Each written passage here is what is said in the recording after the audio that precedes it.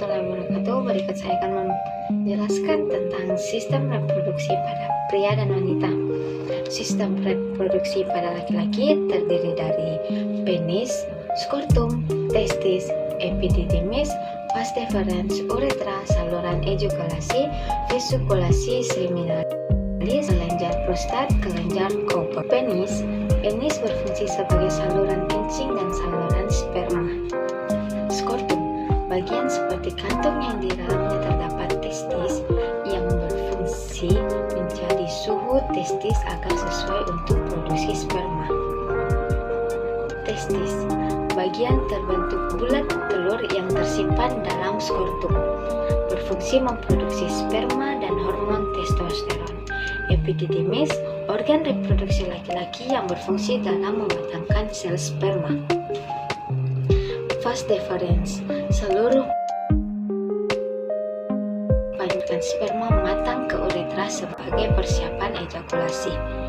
Uretra, saluran yang terdapat pada penis, merupakan akhir dari saluran reproduksi yang berfungsi sebagai saluran keluarnya sperma dan urin. Saluran ejakulasi, saluran yang terbentuk dari gabungan vas deferens vesikulasi seminalis. Saluran ini merupakan saluran bagian air mani saat laki-laki ejakulasi. Vesikulasi seminalis merupakan sepasang kelenjar aksesoris yang terletak di belakang kandung kemih di antara kelenjar prostat, berfungsi menghasilkan cairan yang prostat yang merupakan sumber nutrisi bagi sperma. Kelenjar prostat berfungsi memproduksi cairan, dapat menjaga sperma tetap hidup, memproduksi cairan yang menjaga pergerakan sperma, memproduksi cairan yang bersifat asam. Kelenjar Cooper, kelenjar yang menghasilkan lendir dari cairan yang bersifat basah, membersihkan uretra dari residu urin dan sel-sel mati. Sistem reproduksi perempuan terdiri dari organ labia minor, vagina, rahim, tuba fallopi, serta serviks, infundibulum, fimbrea, labia mayor, bibir besar adalah bagian organ reproduksi perempuan yang disebut vulva. Labia minor, bibir kecil adalah bagian dalam bagian berfungsi di dalam vagina, saluran yang menghubungkan lingkungan luar dan rahim. Selain itu, sebagai saluran tanpa keluarnya darah, menstruasi, dan juga tuba fallopi, yaitu saluran yang menghubungkan ovarium dan rahim, berfungsi sebagai tempat terjadinya fertilasi atau pembuahan.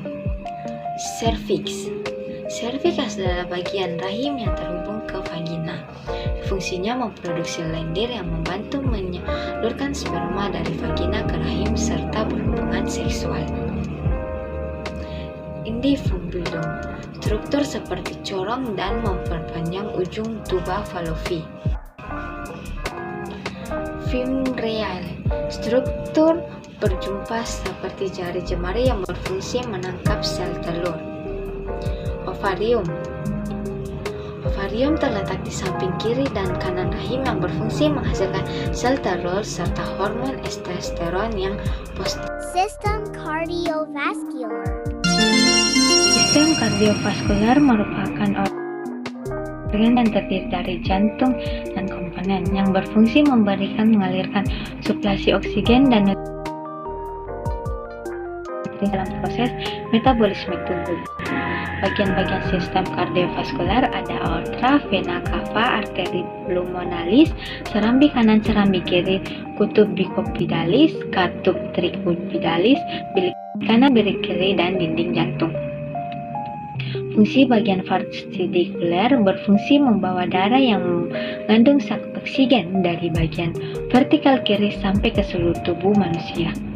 Vena kanan berfungsi membawa darah kekurangan oksigen ke atrium kanan jantung, di mana ia bergerak ke vertikal kanan dan kemudian ke paru-paru untuk menukarkan karbon dioksida dan oksigen. Arteri pulmonalis berfungsi mengganti kandungan karbon Kondens air dalam darah menjadi oksigen. Serambi kanan berfungsi menerima darah kotor, sedangkan serambi kiri berfungsi menerima darah bersih. Sedangkan katup bikupidalis berfungsi untuk mencegah agar darah yang sudah apabila vertikal kiri kembali pada atrium kiri. Kutub tricupidalis berfungsi memisahkan atrium kanan dengan vertikal kanan guna membantu mengalirkan darah sedikit oksigen dari organ atrium kanan menuju vertikal kanan.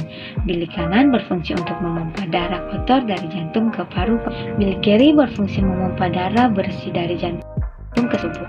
Dinding jantung berfungsi untuk jantung berdetak secara mencegah agar jantung tidak bocor.